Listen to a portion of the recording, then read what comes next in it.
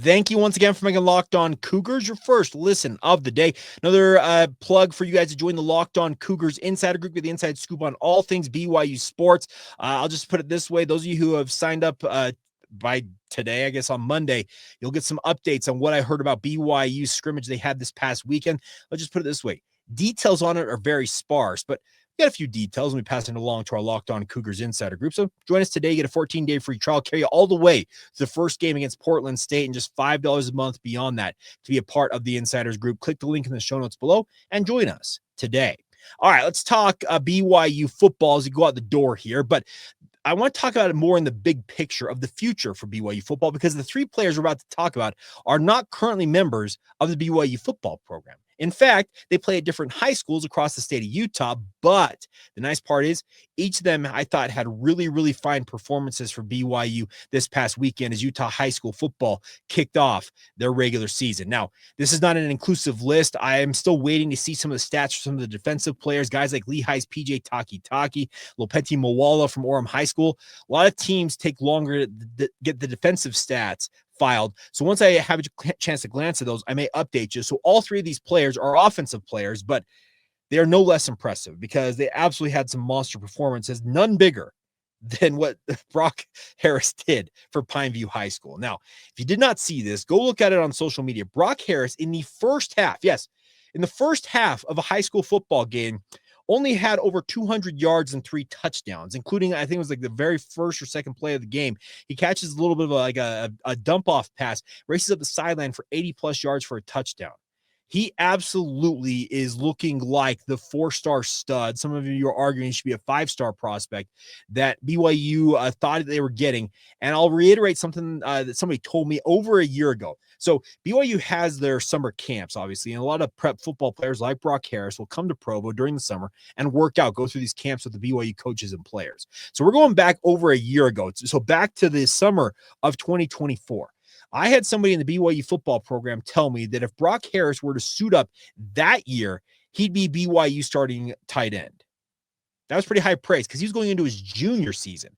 He's now a senior, and everything that I've heard about him measures up. The Harris family has been really effervescent in their praise about BYU. His dad has been active on social media. They don't mind mixing it up with Utes and telling the Utes to, pound sand. It's pretty funny to watch them do that, but that's like half of a season for some guys.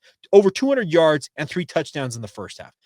Uber impressive stuff from Brock Harris. And I think after his mission, Cougar fans can get excited that another great tight end is coming to add to a legacy of really strong tight end play at BYU.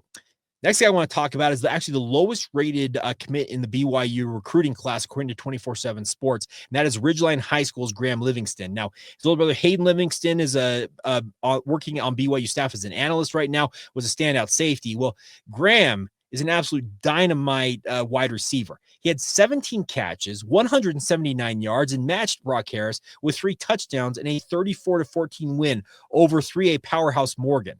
Ridgeline is an absolute powerhouse in the 4A ranks this year, but Morgan, they were otherworldly a season ago, and BYU, soon to be BYU for Graham Livingston, but Ridgeline snapped that win streak for Morgan. I stretched like 13 or 14 games in a row.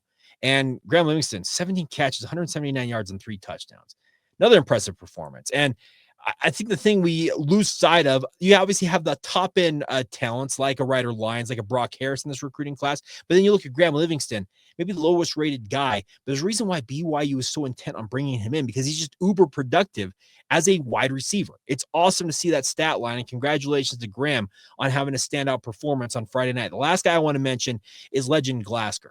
Much like Graham Livingston, he's a wide receiver prospect coming to BYU. Legend Glasker had 2 touchdown receptions for Lehigh. They shut out Maple Mountain 55-0. As I mentioned, PJ Taki, I've not seen his stats yet, and I hope to update you on how PJ did. But another guy that BYU is recruiting, hasn't taken a commitment from him yet because he hasn't decided yet, is Devon Eka. The running back for Lehigh. He also had a hat trick of touchdowns, running in for 3 scores in that 55-0 shutout. But Legend Glasker had a monster back half of the season last year after sitting out the first 5 games of the year due to transfer rules at I keep saying BYU, at Lehigh High School. He's also going to be at BYU at some point. But his start of the season, very, very strong with those 2 touchdowns for Lehigh High. And I love the fact that these guys are already showing out in the very first week of the prep football season.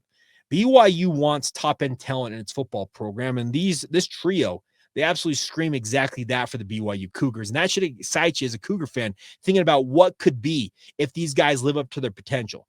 There's a reason why programs like Georgia were so intent on getting a guy like Brock Harris into the football program, because they saw him as like a Brock Bowers, albeit supersized, because Brock Harris is 6'5" or 6'6", whereas Brock Bowers, I think, is like 6'3". And watching, I hesitated to put the highlights up because it's not on a huddle, the film highlight yet, putting it up on this podcast, or else I would, because YouTube will flag stuff if I put, copyrighted material up there. The bigger point is, Brock Harris looks like a literal man amongst boys out there, and that's exactly what you want to see. Same thing you want to see from Graham Livingston, playing for another strong program in Ridgeline. Legend Glasker, he's part of a loaded Lehigh team that's looking to make an impression in the 6A ranks this year. All 3 of them, I thought, had fantastic performances, and we'll do this more going forward, kind of highlighting different guys, because this 2026 recruiting class, it's got a lot of talent, as we've talked about. It's a historic type class for BYU, and the hope is that more of these guys have big performances like this going forward. All right, before we go, also, I do need a shout out. Congratulations to BYU incoming freshman Kihei Akina. He just won the Utah Open, a professional tournament, albeit he is an amateur, so he obviously hoisted the trophy, but did not get the money. But he won the Utah Open, becoming the youngest winner in Utah Open history in the 99 years that this tournament's been being held. So congratulations to Kihei. There have been so many people who have mentioned that there's a lot of 5-star type talents coming to BYU. Do not ignore Kihei Akina. We're talking the who's who of college golf, especially those like Alabama, Oklahoma State, etc. They wanted this kid to come play for him. He decided to come just down the road from Lone Peak High School and play for his hometown team at BYU, and to win a professional tournament against some pretty strong contenders in that field.